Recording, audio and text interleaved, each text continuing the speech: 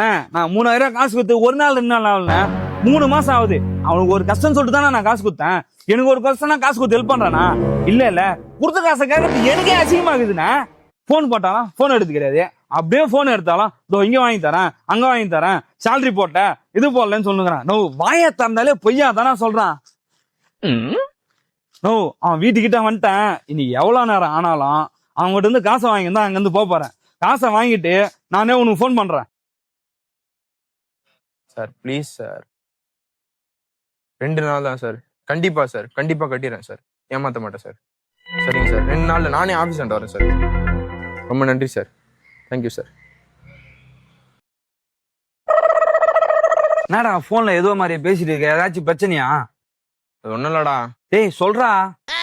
இல்லடா, வீட்டுக்கு லோன் ஒன்று வாங்கினேன். அந்த லோனை ஒழுங்கா கட்ட முடியல. அதுக்காக வீட்டை வந்து அசிங்கப்படுத்துவான்றான். சரி 2 நாள் டைம் கொடுங்க, அது உள்ள கடன் எல்லாம் முடிச்சிடுறேன் அப்படின்னு சொல்லி வாக்கு கொடுத்துக்கிறேன்டா. எப்பதான் இதெல்லாம் முடிச்சுட்டு வெளியே கடனே இல்லாம ஒரு நிம்மதியான வாழ்க்கை வாழணும், இதாண்டா எனக்கு ஆசையே. டேய் இதுக்கே ஏன்டா இவ்வளவு ஃபீல் பண்ணுகிற? உடனே பாத்துக்கலாம், தைரியம் ஒரே போன் பண்ணிட்டு வந்துடுறேன். ஓ, அவனே ரொம்ப கஷ்டத்துல இருக்கிறானா. அந்த டைம்ல எதுவும் அவன்கிட்ட காசு கேட்கலண்ணா. நான் அவன்கிட்ட கேட்டு பொறுமையா வாங்கிக்கிறேண்ணா. அது சொல்றது தானே உனக்கு ஃபோன் பண்ணேன். சரிண்ணா, நான் உன்னை அப்புறமேட்டா கூப்பிடுறேண்ணா.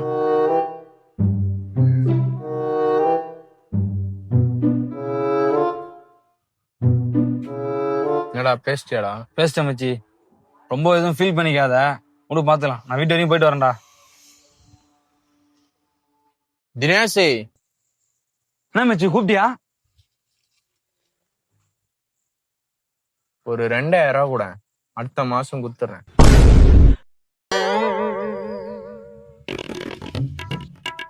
சூர்யாண்டவனுக்கு காசு கொடுத்தல, அது கோயில் வீட்டுல போட்ட மாதிரி ஆயிடுச்சு. 2000 யாருன்னு தெரியாதா? நீ போட வேணாம். 2000 ரூபாடா. டேய் 2000 ரூபாடா தினேஷ், அடுத்த மாசம் குத்துறேன்டா தினேஷ். டேய் தினேஷ் 2000 ரூபாடா. டேய் 2000 ரூபாடா.